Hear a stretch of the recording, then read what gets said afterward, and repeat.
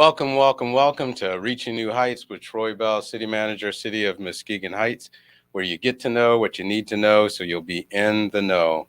So exciting topics for us today, as always.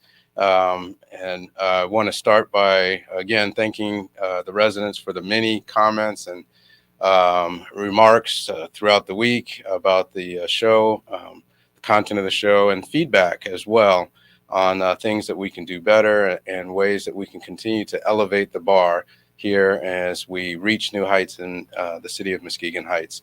Many thanks to the mayor and the council for the opportunity to serve in this role, and to the residents who have embraced me for the last 2.5 years, almost 3 years now, with open arms and a warm reception. So thank you, thank you, thank you for that.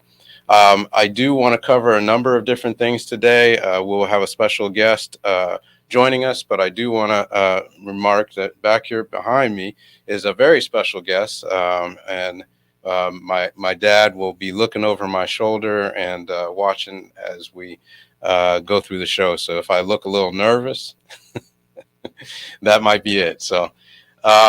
But a number of things that we have going on for today's show. I'm going to go through some of the topics of the agenda. If you weren't able to make the meeting, we had a little bit of a glitch, a Mother Nature or the like. We lost our electricity before the council meeting started. So unfortunately, we were unable to run the Zoom. So for those of you who are accustomed to tuning in on a regular basis via Zoom, we apologize for that inconvenience. But we did go ahead and conduct the meeting. Electricity came on about half an hour into the meeting, and so the we were able to salvage it. So it worked out fairly well. But I do want to go through what was on the agenda just because. In more detail, because of the fact that people were not able to zoom in as usual. So we want to cover that. Also, we want to talk about the ARPA survey, the city's audit and where that is. Also, the broadband survey and a little interesting information about that. We need help and community input with regard to our opportunity to go after and acquire broadband grant funds to provide better access. And then on top of that, we will have Chief Sane joining us to talk about the mock traffic stop. So excited about that. That's a brilliant idea. Again, coming from the chief and the many things that he's doing to increase the progressiveness of our police department and how we engage with the community. And then some quick updates on top of that. So going back to our agenda for this past week, we had the good fortune of being able to swear in our new city clerk. So she was a guest on the show previously. We got a chance to talk about what it's like to be a new employee in Muskegon Heights and what's involved in that and how you can get off to a good start on the right foot with that. But the official swearing in occurred at the meeting on Monday. We also did a kickoff of the new housing. Like I said, it's finally here. So the developer was in chambers and revealed a beautiful new sign, Reaching New Heights, the promise of attainable housing. And so we're excited that that is finally kicking off. And there will be a ribbon cutting of a sort at the property on Ray Street, which will be the first property. And we had the home buyers for that property who have already taken the steps to purchase the home before it's even built. And so they're excited about being able to be part of developing their own home and having that dream come true for them right there in our own Ray Street off of Delano. So stay tuned for an update of the exact time and place for that ribbon cutting. But it is finally in motion, which is exciting. And we also had an opportunity to talk about a great program that the Career Technical Education Center is working and collaborating with Lake Hawks in Flight, nonprofit here in Muskegon Heights, to not only build a new home, well, demolish an existing home and build a new home on its spot, but to do it in collaboration with training young folks from our community and outside our community in the skilled trades of construction. And so this is an important link. I mean, we're moving the city forward with building a new house and building it from scratch, but we're also investing back into the community with the knowledge by creating access to knowledge and training and expertise that can then become part of the cycle of economic development here in the community. Because as we learn a trade, we learn a skill set, that skill set stays with you for life, or can stay with you for life, whether you use it to serve yourself in terms of fixing or building your own home, or you use it as a means of an income, as a professional career objective. And so the making sure that when we do these things, that we are mindful and intentional about ways that we can incorporate layer on top of layer on top of layer of additional benefits in the way that we strategically do these things. And so I commend Lake Hawks in Flight and the Career Technical Education Center for having the vision to put together this collaboration to build one of hopefully many homes here in Muskegon Heights, and to create a pool, a larger pool of those people who have the competence and the skill set to do this kind of work, so that when we begin to build more and more homes, that the people that are participating not only in buying the homes, but also in developing the homes. And it should always be attainable for anybody who works on building a home, from the lowest skill set to the highest skill set, to then be one of the people who is able to purchase that same home. I mean, the joy and satisfaction that you get from building your own home should not be relegated to those that are only affluent, but also those who have the skill sets and ability, and make sure that those homes are attainable for the people in our community. So we had an opportunity to introduce that, and the fact that they have begun construction on Jarman Street. I believe it's Jarman and Hume, if I'm not mistaken. Check on the Hume part, but it is off of Jarman Street, and so that work is underway. The demolition has already started there, so you can go by there and take a sneak peek and see what we've been talking about, what is coming, the boom of new houses and attainable houses here in Muskegon Heights.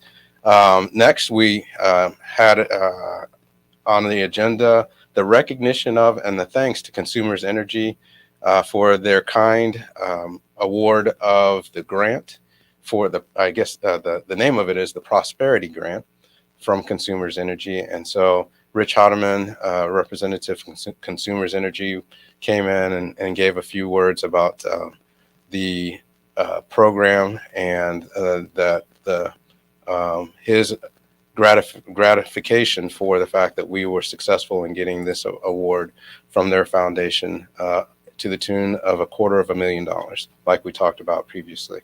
So we kicked off the meeting with all of these wonderful events, happenings, and positive action in our community. We went through the typical agenda approval and the public comment section. We then got to new business, where we were able to pass a proclamation for the recognition of National Health Center Week. And kudos to Kenitha Collins at the Muskegon Family Care for making sure that the community is aware of and connected to the city on the events that are wrapped around the National Health Center Week, and the activities that are going on at Muskegon Family Care as part of that celebration. So we ask you to come out on Saturday morning. There will be lots of festivities for kids, food, hot dogs, the like, and an opportunity to learn about health and wellness in our community. The fire department will be there, so come out, and if you've got kids that are aspiring firefighters, please have them come out and get a chance to climb on the engine and see the lights and the sirens and all of that, because that's an exciting moment for the young folks and the little ones in our community. And if they're interested, it may spark that interest, because we need to recruit more firefighters from our community, in our community, and it starts with planting the seed there. And so thank you very much, Ms. Collins, for connecting us into that. So on Saturday, please make sure that you make time to come out and be part of that celebration. Um, Next, we addressed a plan for working with the foreclosed properties from 2021. And so again, from last year, we started a novel and innovative approach to working with the foreclosed properties. If you recall, last year, the city exercised their first right of refusal, first right of refusal. We got a high chair for you in the corner there. Don't feel like you're stealing my seat, though. The first right of refusal, where the city is able, when properties are foreclosed on, to obtain the properties instead of letting them go to auction or to the land bank, and then make those properties available to people in the community, from the community, who reside in the community or have a business in the community, to bid on those properties, to purchase them, to renovate them if necessary, to make them available for home ownership. And that's the primary objective.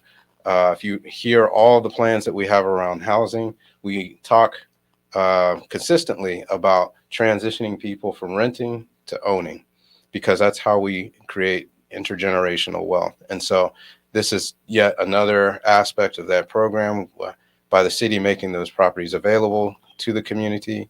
Those folks who agree to purchase the properties bid on them. They also agree to make sure that they are purchasing them to make them available for home ownership, not more or additional rentals. And so they are committed to doing the renovations in a short period of time, getting them up to code and to speed, and getting them available for home ownership. So we're going to do that yet again this year. And this year we're getting a little bit of a head start on what we had last year, because we've had some planning. Last year was the first time, and so we were kind of figuring out some of the bugs. So those properties will be published here shortly. And the minimum bids associated with that will be defined in that on our website and on Facebook. And you will have until August 22nd to put in your best and final offer of what you would like to pay in order to purchase those properties. And so we're excited about that. Hopefully we'll be able to exercise our right of refusal on all of the properties to the tune of approximately $120,000, so that we can continue to control our destiny in many regards on what happens with property in Muskegon Heights, as opposed to the land bank owning the properties and then determining, or having the right to determine, because they own it, how to dispense of those properties. And that's not to say that we don't appreciate the place that land bank plays in this whole process, and the county treasurer's office in this whole process, because what they do when folks default on their taxes, they loan us the money directly for the taxes that were not paid to the city. So that allows us to continue to function without losing those taxes for those properties in the 3 years that they advance us the proceeds from those taxes. At the end of those 3 years, if the homeowner does not catch up on it, then it comes back to them, and we have the choice of either paying those taxes back that we had already collected from them, or they had advanced us, or it goes to an auction, and then they recoup the money that they advanced us through the auction process. And so there is an important part that they play, because if we weren't getting the advanced taxes from these properties when folks are unable or refuse to pay their taxes, then we wouldn't be able to continue smooth operation of our city functions, because those revenues are what we use to make it happen. So that was on the agenda, and we talked about that. So heads up about that coming around.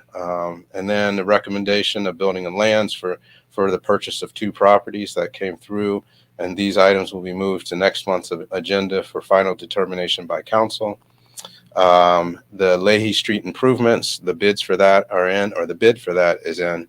And so the engineering firm is going through and doing cost analysis, cost savings negotiations with the contractor to see if we can get the bid into an amount that's manageable within our budget. And once I get that back from them, that will be presented to council for them to consider whether or not they want to award that bid to do the work that was engineered on Leahy Street.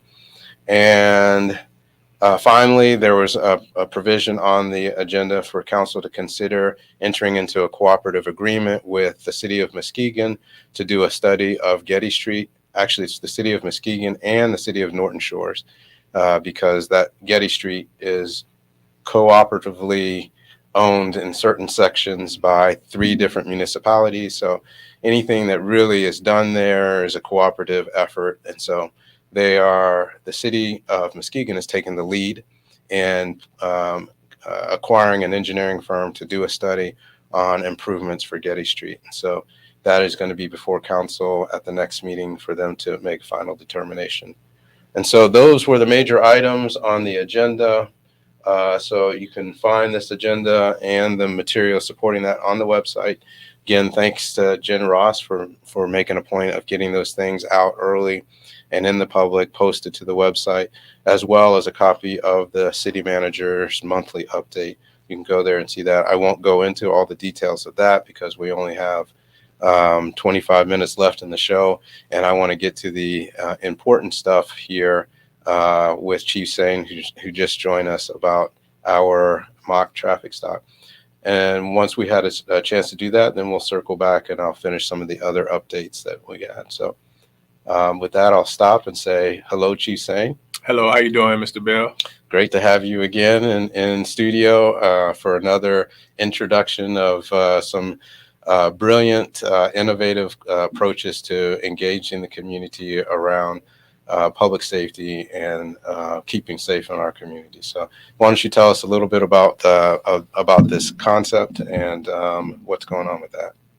Well, I'm excited about the concept. It's fairly simple when you think about traffic stops. Right. But one thing that we've noticed over the history of being Black in America, sometimes traffic stops don't go as easily as they should. Mm-hmm. So one of the things we wanted to bring to our community is to educate our young drivers on how to respond when it comes to traffic stops. Right. One of the things I tell my son and my daughter that's young and just recently started driving is to don't have their vehicle information in the glove box. I know when I was growing up, we were taught to put it in the glove box. That's right. But now I tell my kids to have it over the visor so they don't have to reach over the car and lean in the car to grab anything when the police is asking for that information. Mm-hmm. A lot of times kids are driving mom's car or dad's car and you don't know what's left in the glove box. So just to eliminate that process, Right. Put it over the visor, Mm-hmm. pull it down, get it out, hand it to the officers. Also, when you encounter something that you don't agree with during the traffic stop, to not argue the point right there with the police officer. Mm-hmm. Let them do their job. And if you have any concerns, leave there. You can drive to the police department, ask to speak to a supervisor, or make an appointment with the police chief and discuss whatever issues you have with the traffic stop during that time. I think we learn to do those things. A lot of the traffic stops situations that go wrong could be less aggressive. Mm-hmm. And the officers can go home safely and the people on the traffic stop can go home safely. So we're excited just to bring that to the community. It's an opportunity for officers to see and interact with the people in the community, Right. and also the community to interact with the officers. And that alone, I think, will ease some of the tension. If you've been pulled over by an officer that you've seen before or have some kind of relationship with that officer, and that Absolutely. officer know your face or know who you are, Mm-hmm. some of those tensions are immediately erased. So that's some of the things we're trying to build in this community, a positive relationship with police officers and the citizens. So I'm just excited to be able to offer this to our community Right. and surrounding communities, Mm-hmm. because at the end of the day, we all in this fight together to make our community the best it can be. So if I'm hearing you correctly, You're going to be able to provide some coaching tips. Some coaching tips. We're going to do mock traffic stops where the kids will be pulled over by the officers. We're going to display a couple felony traffic stops to let them know why we do what we do, and to keep them safe and us safe. Right. And we're going to have them pull us over. We're going to give the kids an opportunity to conduct the traffic stops and let them see that it ain't always as simple and easy as you think, especially when you have a driver that's being unruly. So we're just going to give a couple different scenarios. We're going to have some fun while we're doing it. Is that a sneak approach to maybe recruiting some young officers? Definitely. Whenever we have the opportunity to inspire people to become law enforcement officials or anything to deal with city and the city government, we want to make sure that we can be the spark to make them want to be involved in our government and our community. I've been here 23 years doing this, and it's probably the most joy I've had in being able to just serve the community you grew up in. You said 23 years? 23 years. Since you were 12 years old? 12 years old. I've been out here. So it's been a great ride, and I really appreciate all the love and support that I get from the community. And we just trying to do what we can do to make our community the best it can be. Amen to that. And so one of the questions that I know comes up all the time is if you're in a traffic stop and you want to pull out your camera and record, I mean, what do we do? I mean, what's the protocol with that? As long as you're not interfering with the traffic stop, we don't mind that you record. Because guess what? We're recording. Right. Every time we have contact with a citizen, we are recording. So if you're standing out the way and you're not involved in the situation or interfering with the situation, you can record all you want to. Excellent. Now, what if you're the driver? How do you handle that? If the driver's, as long as they're still following commands, giving the information that the officer is asking for, again, we have no problem with your recording because we're going to be doing the same thing. We want to make sure we go home safely and you go home safely. Excellent. And so when is this exercise taking place? It's going to be this Saturday, August 13th at 10 a.m. to 2 p.m. 10 a.m. to 2 p.m. Yes, we will also grill hot dogs and have potato chips and soda pop and water for people that come out. So we're going to give you some good knowledge, some good education, and have fun at the same time. Now, how much for the hot dogs, sodas, and chips? It's all free. Free? All free. Well, if you're not there for the knowledge and information, definitely check out those dogs and sodas. So it's good to know people. I called Miss Mimi Rankin and said, Miss Mimi, I want to be able to feed some people when they come out. And she said, Chief, I got you. She went and got us 200 hot dogs, a bunch of potato chips. So she came through for us. So we just looking to have a good community event. On numerous occasions. So you heard them 200, so it's not indefinite, so it's while supplies last. So hopefully you don't have somebody up there the size of the previous chief and gobbling up 10, 15 hot dogs, and right? Well, hot dogs is good, especially when you got to burn them a little bit, though. Right. You really want a good hot dog, got to be a little burnt too. Right. So a little crisp to it. Yeah. So on Saturday, what's the location again? Rowan Park. Rowan Park. Right at Baker and Broadway. Okay. From 10 a.m. to 2 p.m. Okay. Come out, have some fun, get educated on what to do, what not to do, and let's just come together as a community. Beautiful. And Rowan Park is a great destination for that to happen. So, yes, it is. So are there any other agencies that are participating in this? We have two machines that's one is being provided by the sheriff's office and the other is by Norton Shores Police Department. So they are allowing us to use their machines in these events. Okay. Any other community organizations that are going to be tag teaming with this? Guns will be out with some literature. They have a booth set up, and the code enforcement officer, Calvin Davis, will be the man on the grill. So it's a collaborative effort. Just making sure that Mr. Bellfather is not on the road during that day. We'll keep him off to the side. Yeah, no, he's going to be pulling out tomorrow, so you don't have to worry about that. You can let the extra officers on duty off duty. Right. All right. So you said Calvin Davis, code enforcement. He's used to grilling folks. Now he's going to be grilling dogs. Yes. He's the grill master. The grill master. All right. And we'll be having handed out information on the American Rescue Plan survey. So any additional information about the beautification process will be available too. Our last beautification, citywide beautification, is this not this Saturday, but Saturday the 20th.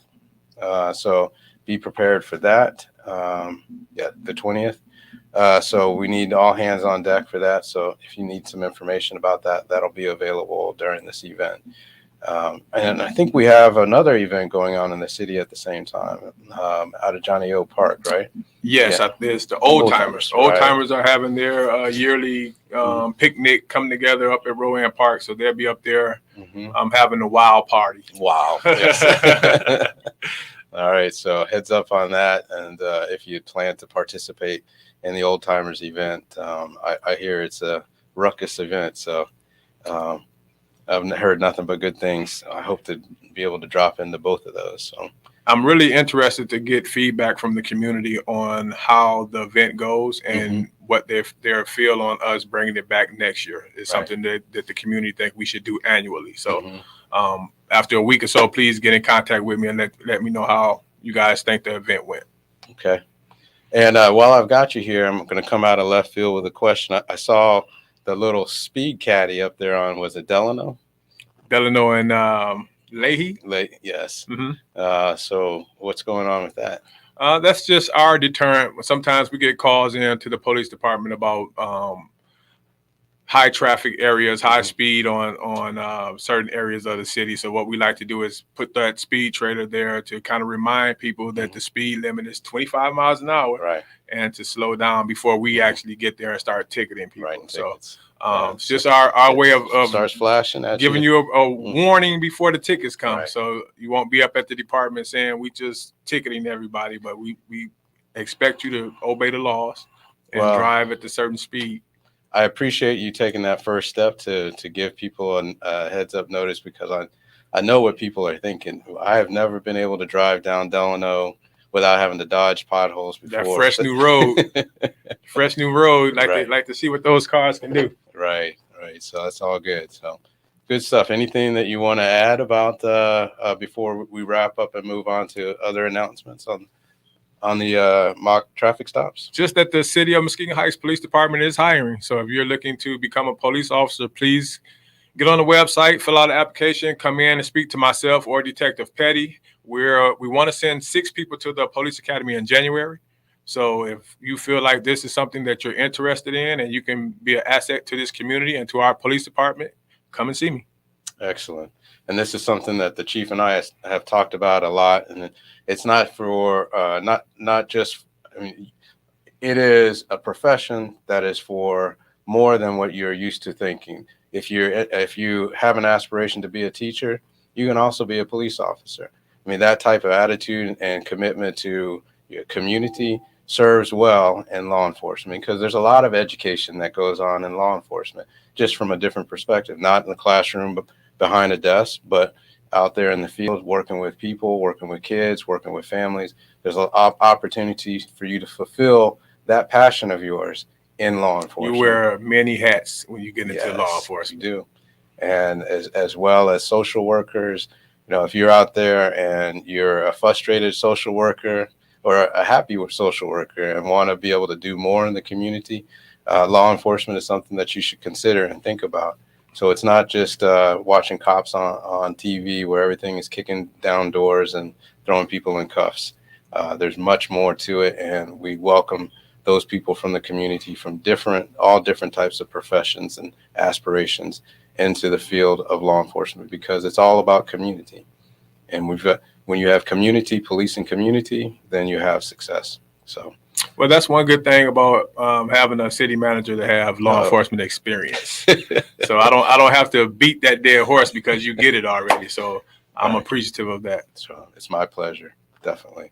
Well, thank you so much for joining us with this and for this brilliant, and I can't say it enough, brilliant idea of putting this out in the community and making it happen, making it a reality. So I don't want to bore you with the rest of the announcements, but you're welcome to stay. So I just wanted to also thank PA and the radio station oh for yeah. being the media sponsor on this event. So they Mhm. came and heard about it and immediately jumped on it and wanted to Mhm. push it out there. So I'm really grateful for that as well. Definitely, because this wouldn't be happening. We wouldn't be having this conversation now if it wasn't for the commitment of 1037, the beat and PA to community. So I'm glad that you didn't miss that. So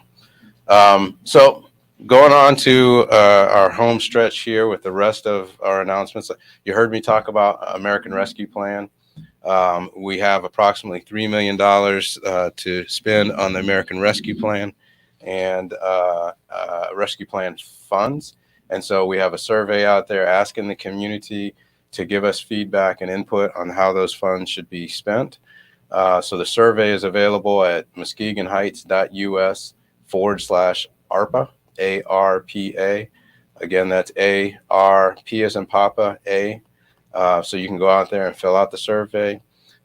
We really want to get feedback from the community on how the community would like to see those funds spent. The survey results are going to be tallied and brought back by the consultant and introduced or presented to the American Rescue Plan Focus Group. That meeting will be on Friday the 19th.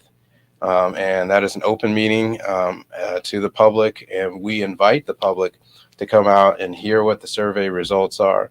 There's some information in the survey about law enforcement too, so about the survey and what the tally is, and to put that together with the feedback that had already been presented by the focus group together, kind of wrap that all together.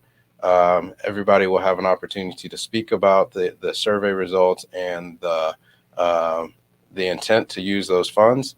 And then the consultant will pull all of that together, wrap a bow around it, and present it at council for council's consideration. I have a question. Sure. So one of the questions that come to me quite often is, can that funding be used for streets? Yes. Yeah. In certain ways, it can be. Right. There are certain limitations on how we can spend it, but there is a way that you can make the argument to be able to use those funds for streets in certain circumstances. So it's kind of the answer to that is kind of yes and kind of no. Or as my professor used to always say, it depends. That's not what anybody likes to hear, especially when you're talking about did I get an A or a B, and they say it depends. But there is some gray area there that we can work on. What we have to consider is in those instances where we can use it, is it the best use of those funds? Because sometimes you want to take into consideration where you can have the most profound impact. And I'll tell you this, just on the bid that we got back on Leahy Street, that in and of itself is a $1.2 million project. And so if we have $3 million to spend, do we want to spend $3 million on 5 blocks? Right. And so are there other areas that we can invest that money? And this is the balance. Mm-hmm. Are there other areas that we can spend that money that will produce long-term impacts and benefits that will allow us to catch up on our streets, like economic development, housing, those types of things? And so the other side that you want to think about is when you've only got $3 million and you've got $110 million worth of road work that needs to be done, that's a drop in the bucket. And how do you decide where that little piece is going to go? And I would say that we spend money on things that's going to create money. There you go. So that's it. Long-term benefits. Put it into investments that will give us a return, financial, that will make money, like you said. And so, yeah, definitely a common question, especially, realizing that we have a situation that we have now with the roads and the condition that they're in.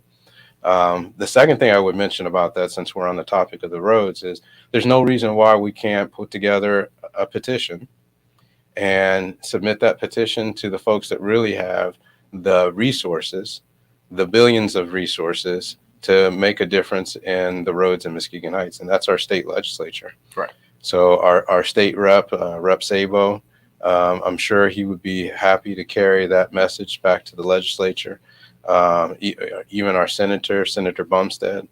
But that's something that we can pull together. And the mayor mentioned that just the other day. Why can't we put together a petition and take that petition to the people who actually hold the purse strings that would be able to address this issue in the stroke of a pen? Right. And so, something to think about. Yes, sir. So, the ARPA survey, please go out to the website, fill that out. You have until Wednesday of next week to fill that out so they can compile the results and have them ready by Friday. So try to get them done by Wednesday. Wednesday is when we can ensure that your feedback will be incorporated in the results. The survey will still stay open, so we'll have an opportunity to add those results after the fact, but the results that are going to be reported are going to be tallied based on those that are in there by Wednesday. So it's muskegonheights.us/ARPA, or you can come into City Hall. We have paper copies that you can fill out and drop off. You can go to the US Cafe. They have copies there. You can fill them out there and leave them with the US Cafe. We'll pick them up from there, or you can drop them down to City Hall. They're also available at the library. So please get these surveys in. We want to have a robust response. And here's the thing. If you don't participate, if you don't put your input into the survey, I mean, it's anonymous. You don't have to put your name on it, but don't feel salty if what ends up happening does not align with what you wanted to see. You got to use your voice, and this is an opportunity for you to use your voice through this survey. So next thing, audit. So there's been a lot of talk about the city audit. City audit was due June 30th. Unfortunately, our auditor was not able to complete the audit by June 30th. There was a request made by the auditor and the city, for that matter, to get an extension, considering the extenuating circumstances that we're dealing with. Unfortunately, the state did not see fit to provide us with an extension, so the audit missed the deadline. But I did receive in the mail the audit book, and so where is it? Here's the camera. The audit book here. So we do have a completed audit now. I'm not going to go into detail on it in the show, because I want council to have an opportunity to review it before we talk about it on the show. But it is completed, and I think the results, I would love to see them better, but they're favorable. So I'm glad that we are moving forward, and that box is checked. I will say this: there has been some questions and comments about the negative impacts of missing the deadline for the audit. And I want to assure everybody, from what I'm being told by the auditor and the firm that is managing our finances, cleaning up our finances, that the negative impacts, or potentially negative impacts, for missing that deadline have been mitigated. We are not going to lose Act 51 money, because we did have an extension. Even though the audit wasn't extended, there was an Act 51 extension, and so we are within the time frame for that. So the money that we get from Act 51 is not in jeopardy. Revenue sharing, our next revenue sharing wasn't due to the end of August. If we had not had it in by then, that could have been delayed. But since we do have it in, we will not be missing that revenue sharing. At least that's what Treasury is telling me. If you do miss your audit deadline, it does impact your ability to borrow money.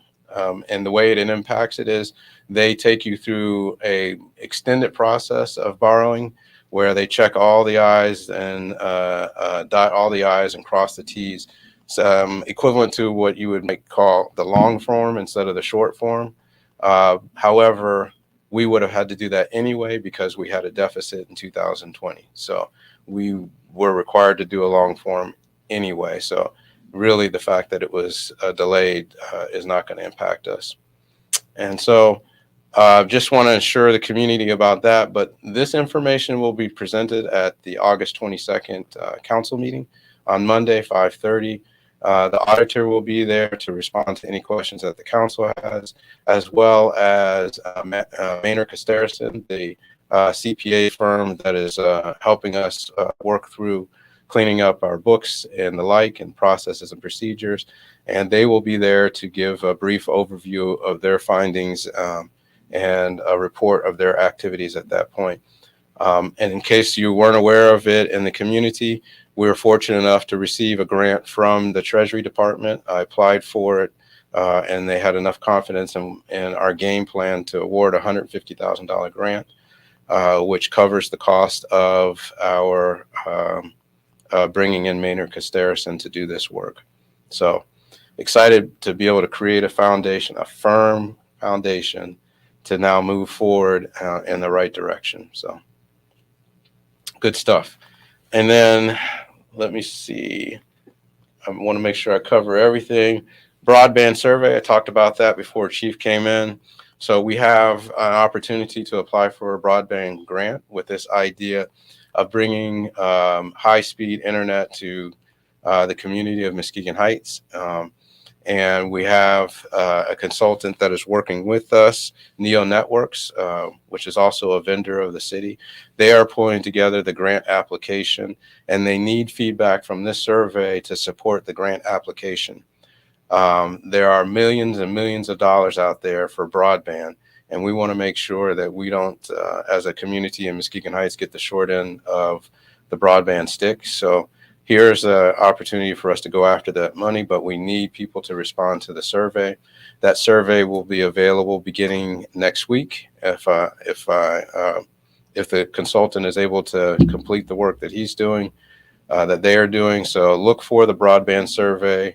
It should be available. It will be available on our website. We'll post it on Facebook.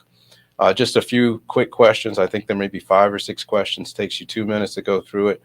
But that's the information that will help us make the case that we want to get fiber optic, not just in Muskegon Heights, but to the house. And so that's my ultimate goal, to be able to have, to shoot for, and even if we have to do it in a phased approach, to be able to get 1 gig up and 1 gig down to each house in Muskegon Heights. And we're in a good position to do that as we're beginning to build new houses. We have a blank slate. And so we can begin to do the construction to get the access to that into the new homes as they're building, while we're providing it to the existing homes. A lot of cities have to work through a lot of existing infrastructure in order to do that, which increases the cost. But since we already have the demolition done, we can go ahead and move faster than some other communities. And so you want to, I mean, think about it, a gig up and a gig down. Right now, most houses, if they have high speed, are getting 342 bits per minute. Right. You know, and that's like 1/3 the speed of a gig. So there's no reason why we can't leverage the fact that we're small and the fact that we have a clean or blank slate to catapult ourselves ahead and be in the front, or at least near the front, in terms of our access to information through broadband. And so this survey will help us get there and make that vision happen. And so those are the updates that I have. I want to check, see that there's 4 comments up here. And Miss Aubrey. I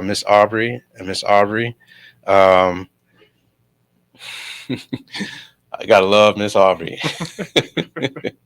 Thank you for tuning in and being that diligent, always persistent, present.